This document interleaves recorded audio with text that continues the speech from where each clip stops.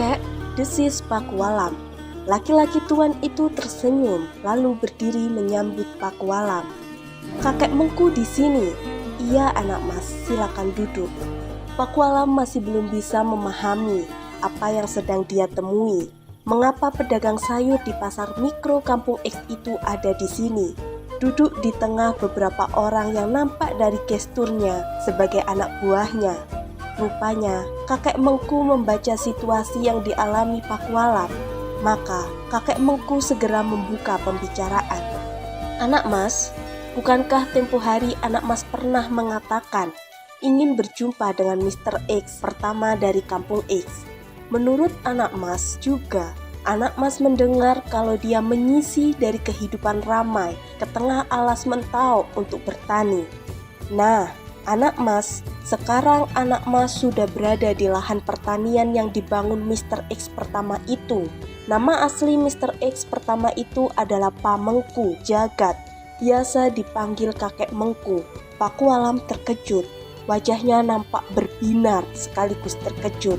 Tapi sedetik kemudian dia sudah kembali menguasai diri. "Syukurlah, rupanya saya telah berjumpa dengan Mr. X pertama itu. Bahkan sebelum saya menyadarinya, terima kasih Tuan Pa Mengku bersedia menerima saya."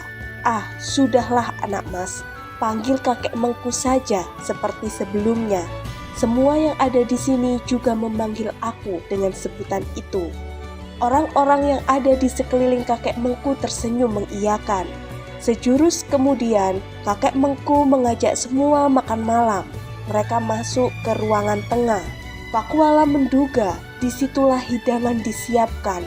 Namun, rombongan kecil itu terus melangkah ke beranda belakang. Rupanya, makan malam disiapkan di halaman belakang. Halaman belakang itu luas. Di beberapa bagian ada kursi-kursi kayu dan meja kecil yang disusun berpencar. Juga ada 2 tenda berdiri. Di sisi kanan nampak sebuah kolam ikan yang di atasnya mengucur air dari pipa bambu.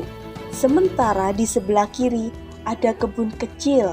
Di kebun itu ditanam timun, kubis, dan sawi. Di tengah halaman diatur 2 buah meja dan sebuah anglo arang yang sudah merah membara. Di atas meja itu ada beberapa ekor ikan yang belum dimasak, beberapa potong ayam dan daging yang juga belum dimasak.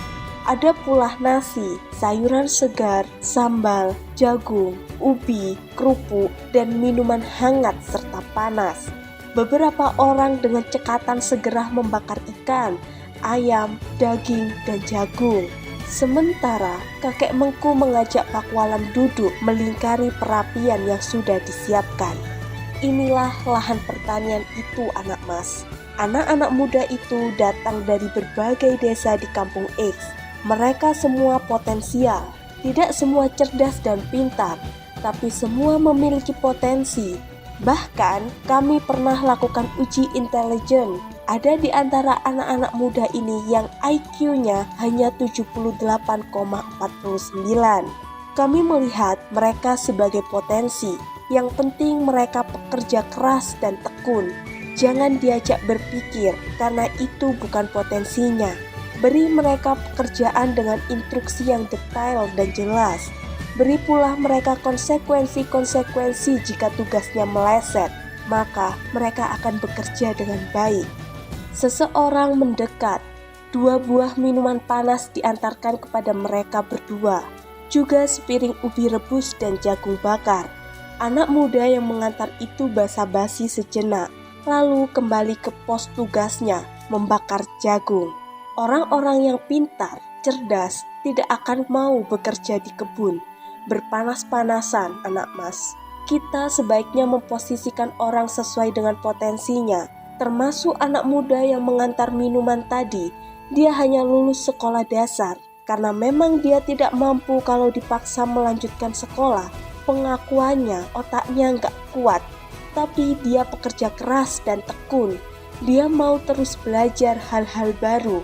Nah, saat ini dia yang menjadi penanggung jawab pekarangan belakang rumah ini.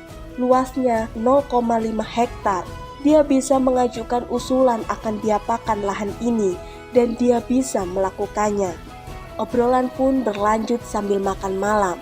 Sampai suatu momen, Pakualam bertanya tentang bagaimana kakek Mengku untuk pergi pulang kampung X dan X Ranch. Apakah ikut transportasi bawah tanah yang dia dengar dari Tuan Benowo? Kakek Mengku terkekeh sejenak. Tidak, anak mas. Kapsul bawah tanah itu hanya untuk pengiriman logistik dan hasil produksi X Ranch ke kampung X. Aku ke kampung X melintasi jalan yang sama dengan yang anak mas tempuh. Sebetulnya, kami bisa membangun jalan raya dari kampung X ke sini tanpa diganggu gerombolan Lowo Ijo dan kakek Sugiono Sepuh, tapi kami tidak mau melakukannya. Biarlah hutan ini tetap menjadi hutan. Kami tidak ingin mengubahnya menjadi jalan raya atau kota. Kami berupaya menerjemahkan beyond modernity dalam kehidupan kami. Kembalilah, wahai nurani sang penguasa. Sesungguhnya